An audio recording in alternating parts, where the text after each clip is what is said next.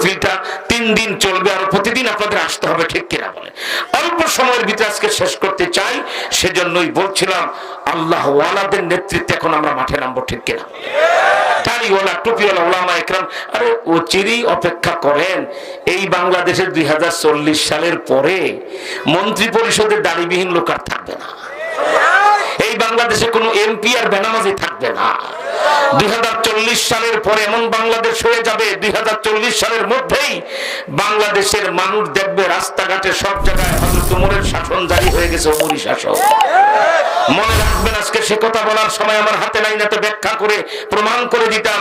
2040 সালের পরে আমরা জেলখানা থেকে এমন সরকার রূপরেখা নিয়ে এসেছি, 2040 সালের ভিতরে এমন সরকার হবে, কেউ যদি থানার ওসি হতে চান সূরা ফাতিহা বিশুদ্ধ তেলাওয়াত করতে না পারলে ওসি বানাবো না।